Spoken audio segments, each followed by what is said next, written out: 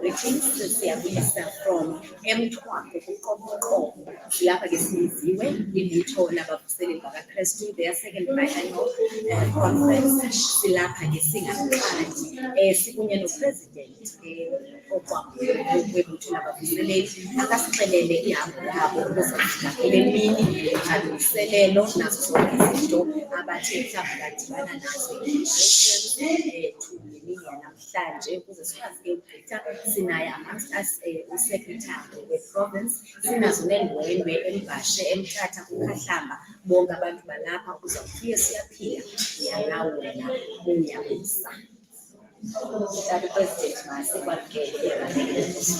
tell us about your journey uzofika kule mini kusukela conference egqithileyo uzafikela kule mini yanamhlanje mhlawumbe inyuke mhlawumbe enokanye nawo endleleni nezinto ezinenze nakhuthala ukuba ifike nini. Ngibulise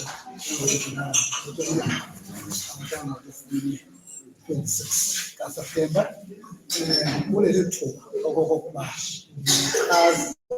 kaphina sesibenza manje conference emafuthi conference esibili kule ndawo sesibenza sile movement asiyogqita bechange ukuyinto yabantu odata omama kanjani but lena it's a movement yabantu abamkela uKristu bengasechurch bayasebenziswa abantu ubuningi babo elachurch ngoba lento asinto intsha kaba abekhaya kuphela iyayichaza uqala ukubehlelela ukubekuzana ngoba kodwa ke kuzosibela lapha endlini kwiconference yokuqalisa kodwa sathi ke kulo minyaka siphinde sivuselele thatha amatsha sikhangela ngedwa basimephini siqalileke kulo nyaka xa unyaka uqala kaJanuwari sabe sihlala abantu besiyazi masinathi conference ebabezana conference ale province lapha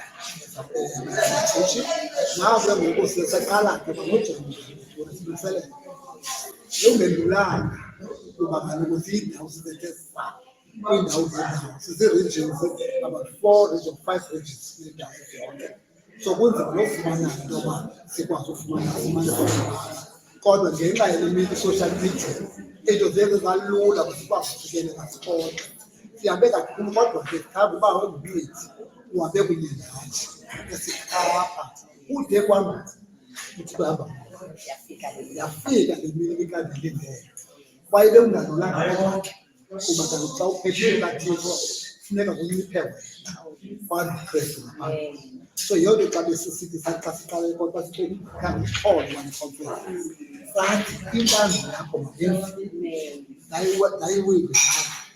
asikwazi ukwenza kwethu esakwenzela uthi bazidaba nasikuthi asinike kaPawu yokuqhubekela sine kulo mthombo uqala kule conference uqala mhlawumbe 26 shoma nge-29 silindeke nezikonyolo sesifike impilo lapho kuzaba amanda kuba ikiza kwenziwa apha ayikho into ethethwayo ilizwi likasohlala komxhobo ewethu yonke dayidiwa kwibidala okomfokeke kodwa ukuthi sihambile kuba ungumncedi kude kwalapho kwaye sizawuqhubekeka sibheke phambili sifuna iziphumo ezingezo zethu kodwa uKristu uyabuswa uyadunyiswa siyambulela ngamandla kamakhulu sime kulo mthombo lo ethetha nzima siphela manje. Enkosi kakhulu tata siyabulela kakhulu satsho ke utata sathi indwendwe ziyafika ziyangena ziyabukwa ke zifikele ezidleleni apha kuyacaca into yobana uqoboqobo semthwaku kuyaphithizela oomama babhinqile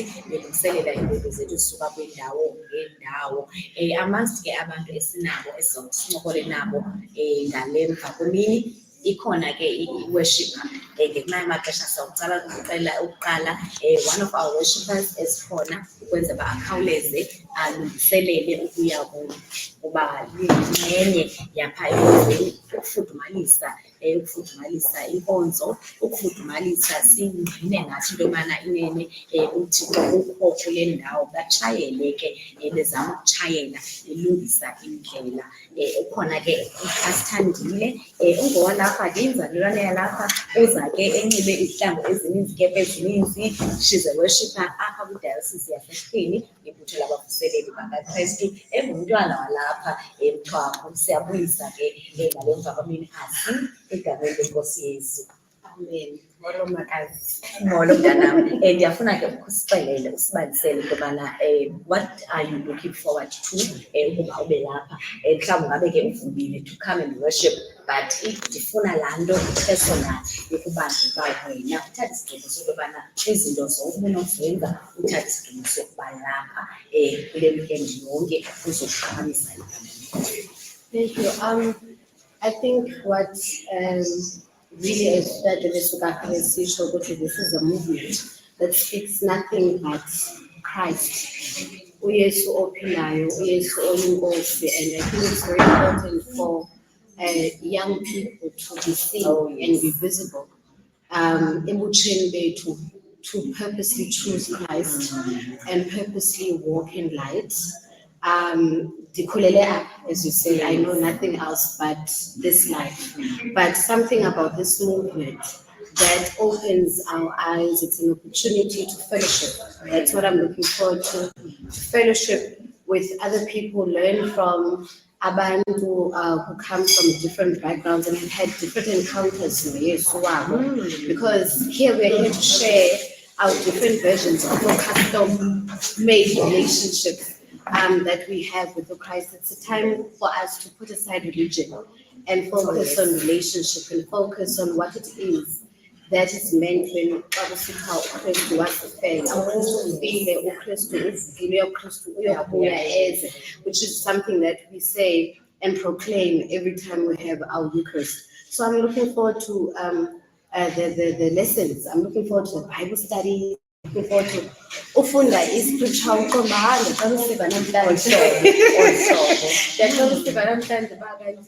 this is what someone else has experienced. We're just here to understand God in the broader sense. And for me, to be a child amongst abantu abadala, and have the opportunity to also use my gifts and offer it to God the best way I know how. Yes. So I'm looking forward to all of that. Siyabulela kakhulu ke to see into yobana le movement ayikho based only on abantu abadala, sisuse nalaa ngqondo ithi inkonzo ngabantu abadala, and ke inviting nabantu abatsha balapha edayosisini nangaphandle nabantu nje bonke abantu abatsha especially bayazi into yobana kwizinto zonke inkonzo eyonibanileyo is the relationship one builds with Christ, kukwazana naye, kukwakho ubuhlobo kunye naye, and ke bayazi into yobana indlela lena i-personal journey yakho i-unique with Christ. As usitsho sizokushare apha yabo yethu sonke sifunde from each other. Uyazi ukubana mhlawumbi izinto wena uzibona zi-challenges abanye abantu sebegqithile kuzo and uChrist wabaphumela. And it's a no judgment zone. Yes, very safe. Ukwazana nawe inkululeko physically. It's a very safe space. No one is here to judge anyone. Whether uMatthew funeka uqale uyomjonga ku-index because umfumane okusalayo nemfundiso behind that. Yes. And as my opinion to sitsho, let thy will be done. Yes, the kingdom come, your will be done. Thank you so much. Thank you so much. See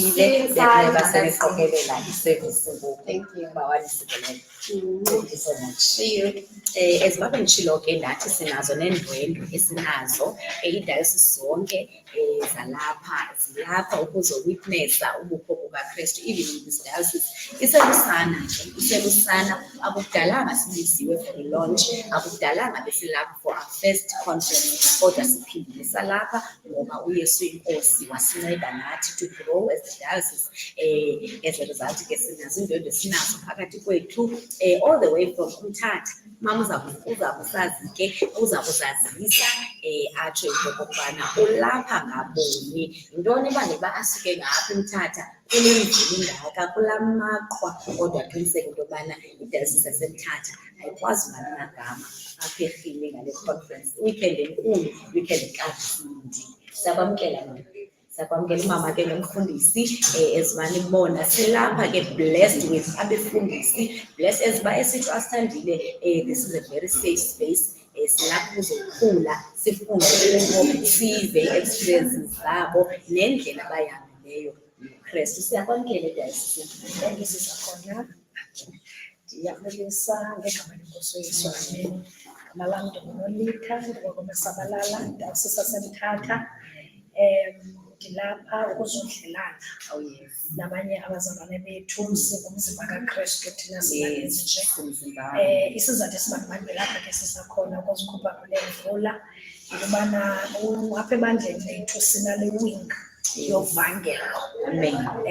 Sibiza ke ngamagama umzala ongumakhulu wethu uKwaZulu apho bathi liviyo nofakazi bakaKristu. Amen. Then yehla ke spread aladasi thina eMthatha sithi ngabavakalisi Yes. nasemfashe area of Engcobo. Then apho bathi apha eGreystown bathi lilutho labavuseleli. Kodwa ke i-theme yethu iyi-one, ukuvakalisa uKristu Amen. enguye kanye. Siproclaima Isaiah 40 verse 9 ukuthi danduka uvakalise kwendalo zonke. Amen. So the reason I'm here kule mvula yabantu it's cold, but kukho laa ntshisakalayo yokudlelana. Andikwazi ukuhlala endaweni enye, sikhona ke singumzimba njengoba ndisuke eMthatha, bakhona nabanye from the other dioceses. Enkosi kakhulu, siyabulela mama. Sicela nje amazwi akho okubiza lo ozasibukela ngoku esimamele kude, kwenze ba noko lisekhona ithuba lokuba angaza azokuba kunye nathi apha, kwenze ba ke siyoqala iprojekthi. Yes, ndiyarhalela ukuthi komama kootata abantu abatsha, this is a right place for anyone to be here. And xa ufike apha you will not regret. Xa sewufikile zikhona izinto oza kuzifunda, bukhona ubomi oza kutyhilelwa. Xa sewufikile zikhona izinto ezawukuxesha ufumanise uba le into i-personal idisha ubomi, ayifuni negroup. So ndiyarhalela ukuthi wonke umntu uvumelekile. Iyaqala nge-church cover yethu kungoLwesine namhlanje, izawuphela ngecawe. So umntu azofuna ukuba noba unaBhayibhile eyisana uzofika apha nizawufunda ilizwi lizakwabiwa. Eyona nto ibalulekileyo isidibanisayo ukwabiwa kwelizwi. Zonke iinkonzo zethu zinelizwi. So ndiyarhalela ukumema bonke abantu eze bazofunda kule ntlanganisela yethu. Siyabulela kakhulu mama, uba wasikelele sisaqhuba neconference sayiqala, sisathandaza uba apho zonke iindawo esizakunyathela kuzo, zonke iindawo esizawungena kuzo, bonke abantu esizawufikelela kubo ngale nkonzo. Nkosi kakhulu bana wam. Thank you so much. Nkosi baba. Ezibabe nditshilo ke nathi sinaye usekretari we-province amongst us apha econferenceni yebutho labavuseleli bakaKristu eqhutywa apha eMthwako uqoboqobo, hosted by the Diocese of Grahamstown. Umama ke umfundisi, umama ongumfundisi, and we've been blessed ke apha ngomama abangabefundisi, abantwana bakaThixo abancediweyo kwizulu, abayishumayelayo, abayibekayo indaba yokwamkela uYesu, beyibeka icace. Kulapha ke umama we-province ezokuba kunye nathi, esiza ke engekho mntwana waseGrahamstown ncam, kodwa esiza esimele nakwi-province as-secretary. Ndiyacela ke mama ukuthi usixelele ijeni yakho, wena usisiqu apha kule movement, usibalisele ke futhi okanye usiphe amazwi angaba asuka eprovinsini ukukhuthaza le diocese yaseRhini isakhulayo masikubakhele. Enkosi ndiyabulisa nami sakhona, ndiyabulela nangelithuba ondiphe lona. Njengoba ke setshilo into yobana ndisisisiwe Ntontela from this diocese yalapha eGrahamstown. Uba wanenzela inceba nje yokuthi ke andibeke kulaa province ngokwexeshana. Amen. Into endiyiphawuleyo ukuthi uba uyazi endinike phayana ukuyokubona kakuhle nokuqonda into yobana le movement yeviyo yofakazi yaqala njani, futhi nje into ebalulekileyo kukubana iprovince eyona nto iyinqwenelayo ukuba thina si-understand into yobana bizathini le movement in the Anglican Church. Why uThixo eye wayityhila in the Anglican Church kuye kwashota phi? So xa ulapha uye utsho udiscoveration that there was a reason obana uThixo azityhila le movement apha within the Anglican Church. And eyona nto ibalulekileyo nguYesu Kristu ekumele into yobana amkele ngamakholwa onke within the Anglican Church. That is why eyivezile into yobana eyona nhloso yam bantwana bam ukuthi namkele uYesu Kristu. Ingapheleli ekubeni siqhuba inkonzo senze i-tradition ye-Anglican Church. UThixo besithi kuthi ke there is more ekubeni simnqule nge-tradition esikuyo. It is right, i-tradition yasetshetshi intle futhi kodwa uThixo there is more.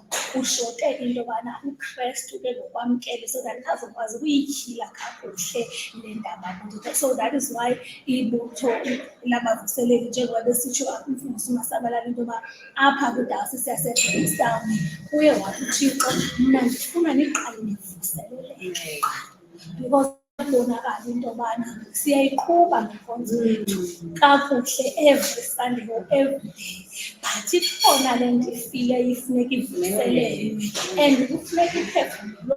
So that is why eli butho likhona ukubana livuselele wonke umntu batsho abantu bazi uKristu. So into esiyinhloso yayo, inhloso yethu ukuthi ke sithethe ngoKristu osindisayo, singafihlisi kuba uKristu uyamsindisa esetshetshi engaphumanga. So that is the reason silapha. Thank you so much. Utsho ke umama uSecretary weProvince esithi uYesu uyasindisa nalapha singalama church ke amayo athi ndamamkela uYesu ndisindisiwe ngokungafihlisi asinaziboni ke ngaye asoyiki ngoba sikhuliswa nguye, sifundiswa nguye, senziswa nguye, senziwe nguye. Inkosi kakhulu mama. Futhi nje kokugqibela ndibhala inkosi yajonga kulaa prayer book yethu. Oh yes. Yasekhaya. Ndiba ngo-4 page family uyabuzwa phayana into yobana uyintoni umsebenzi womKristu. Ibe nayo impendulo ethi ukulandela uYesu Kristu.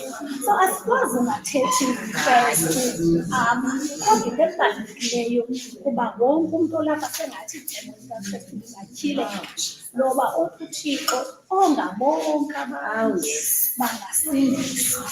Thandaze kule weekend into yobana azityhile uThixo ebantwini, atyhile uYesu Kristu osindisayo umntu nomntu amamkele. Thank you so much. Inkosi kakhulu siyabulela kakhulu mama. Siyabulela bless you sisaqhuba ke ne-conference. Inkosi kakhulu ukhona kumama omnye womama abangabaququzeleli aba betheke sifike sebebhinqile apha besamkela indwendwe. Siyawazi ke umzi ukuthi kuzifudumale abekhona umama oququzelelayo owamkela indwendwe. Siyambulela ke uThixo osincedileyo wasipha ngahlala mama wasipha ke abazalikazi abenza abaqinisekisayo into yokubana indwendwe zifika zamkeleke zifudumele kakhulu uqoboqo bemthwalo.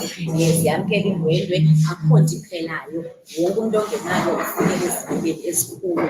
Siyabulela kakhulu mama sithathe kancinci le nkonzo yoba nisamkela abantu ngobushushu obungaka nandokungiziseke ndikwamkele ukhe usibalisele ndibona kubhizi kwamkelwa abantu iziko liyathi phandle alimazi uyaphithizela khawusixelele nje ngamalungiselelo alapha emthwalo ale nkomfa nezinto mhlawumbi ezingabe zibe zii-challenges ke ukuba sifike kule mini sifuna nokunifuthaza ke uba uThixo wanganganika amandla nisalungiselela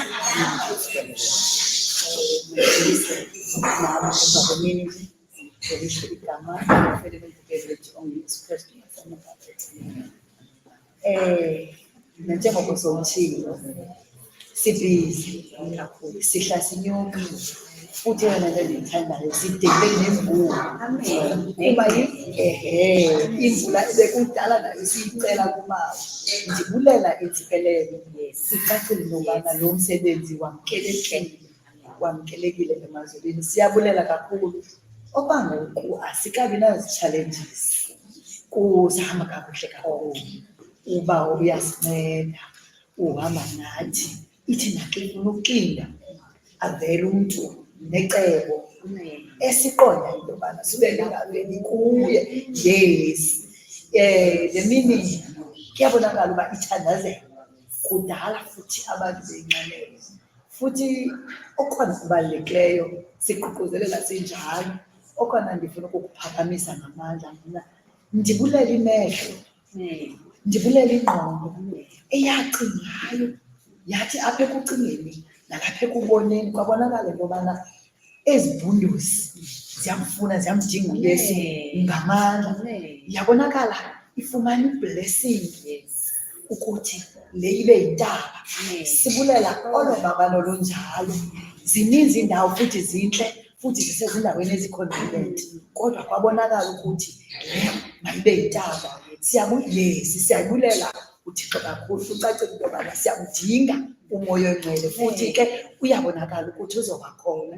Yabona xa kuthethwa ngevangeli I become so emotional. Andiyazi ukuthi ivela phi naloo nto ukuthi eneneni like ayikubana ndibuhlungu, kukuvuya futhi yes ndibulela intsikelelo engakanana esithi siyifumane indaba isemntwini ukuthi emveni kobana abantu bakaThixo bethethile bezi-exhaustile ngamandla angengowabo, ngamandla avela phezulu, kodwa bakwazi into yobana iintliziyo zethu sizivume. Okona kubalulekileyo is just to say yes to the Lord. Ongumenzi wezinto zonke, ongumniki wobomi. Akuncedi ukuziphilela sisesenkonzweni sinjalo sisikule ingekaqali. Sibulela ukuzibonakalisa kwakhe because abantu bakaThixo bayabonakala baphumile futhi ke nabasebenzi baququzelela. Akukho mntu ukhathazekayo nayintoni na. Yes, kuzolile. Siyawucela umoya oyingcwele, siyawuthandazela ukuthi amandla asongezele uThixo singadinwa futhi singaqumbi, kuba ke yi-blessing lena ukuthi le ibe kanti yintaba. Yes ndiyabulela kakhulu. Siyabulela ke Nkosi, siyabulela kakhulu nisalungiselela incede kakhulu. Siyabulela esatsho ke umama sithi this is a blessing. Ubomi kabawo ke siyamema usoloko kunye nathi esibasiqhuba i-conference. Zonke izinto ama-church sitsho zivela kuye, saye thina sinikela kuye okwakhe. Siyabona ke iindwendwe zisangena kusaqhuba, kodwa okubalulekileyo ngoku silungiselela inkonzo yedili apho ke siza kuyidiklerisha open i-conference yethu labavuseleli bakaKristu. Eyi-conference yesibili kule diocese yaseRhini. Luyakhula lona usana, uba uyasinceda kakhulu egameni lenkosi uYesu. Umoya oyingcwele ke wangasinceda sisaqhuba. Umoya oyingcwele uthethe nomntu ngamnye khona kule ndawo ukuze kungabi lilize ukunyathela kwethu apha. Sisandisa ubawo asincede nomntu aphume ezuzekile enkosini yakhe egameni lenkosi Yesu.